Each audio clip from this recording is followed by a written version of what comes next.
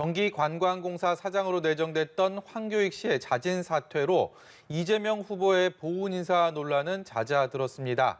하지만 또 다른 논란이 연이어 후보 간 공방이 벌어지고 있는데요. 네, 먼저 더불어민주당 대권 주자들의 소식을 국회 취재기자 연결해서 듣겠습니다. 서영석 기자.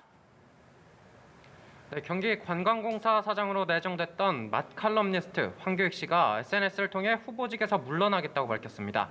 이로써 이재명 후보의 보훈 인사 논란은 잦아들게 됐습니다.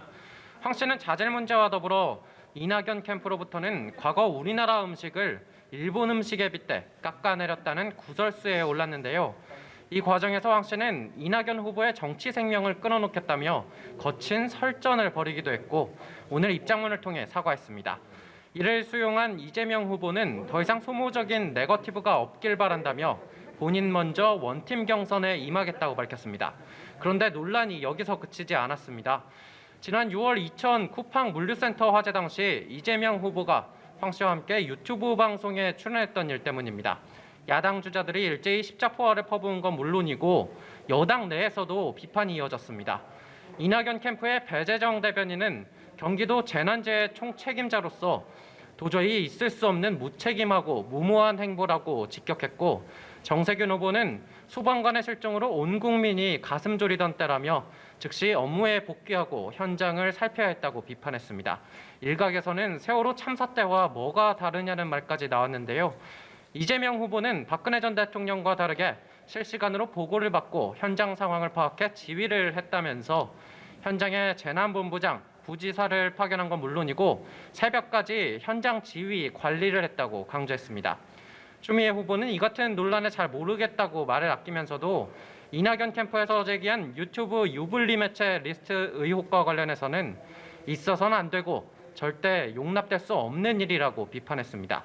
한편 코로나19 확진자 접촉으로 자가격리에 들어간 김두관 후보는 경선을 일주일 연기하자고 요청했지만 당 지도부는 어렵다고 판단했는데요. 박용진 후보 측은 대부분 캠프가 토론회 등의 일정 연기에 동의했는데 선관위가 토론을 강행한다며 유감을 표했습니다. 네, 국민의힘에서는 윤석열 전 검찰총장의 자맹이 이어지고 있습니다. 또 경선 규칙을 둘러싼 내홍이 점점 드러나고 있던데요. 네, 그렇습니다. 토론회 개최와 참석 등을 두고 이준석 대표와 갈등을 노출시켰던 윤석열 전 검찰총장은 오늘도 공개 행보를 삼가고 있습니다. 국민의힘은 논란 끝에 후보자 간 토론회 대신 25일 비전 발표로 대체하는 것을 확정했지만 여진이 계속되고 있습니다. 토론회를 추진했던 서병수 경준위원장은 오늘 위원장직을 내려놓았습니다. 공정성에 의심을 받는 처지에 자괴감을 느낀다는 이유였는데요. 앞으로 선관위원장 선출과 경선 규칙 만들기에서 또 다른 진통이 예상되는 대목인데 경선 규칙을 둘러싼 후보 간 신경전은 이미 시작됐습니다. 컷오프 과정에서 여론조사를 할 때 다른 당 지지자는 빼는 역선택 방지 조항을 넣자는 최재형 캠프 측의 주장에 반발이 이어지고 있는 겁니다. 유승민 캠프 측은 초등학생이 준비 안 된 시험 범위를 빼달라 떼쓰는 것 같아서 황당하고 안쓰럽다고 날을 세웠고 하태경 의원은 역선택 조항을 넣는 건 대통령 선거를 하지 말자는 것과 같다고 비판했습니다. 홍준표 의원과 원희룡 전 제주지사는 오늘 각각 광주와 대구를 찾았습니다. 국립 5.18 민주묘지를 참배한 홍 의원은 국민의힘이 5.18 당시 탄압을 했던 세력의 후예지만 지금은 많이 변했다며 한마음으로 선진국 시대로 나가자고 말했습니다. 이틀 연속 대구에서 보수 민심 잡기에 나선 원 전 지사는 대세를 쫓을 생각 말고 대세를 만들자는 포부를 전했습니다.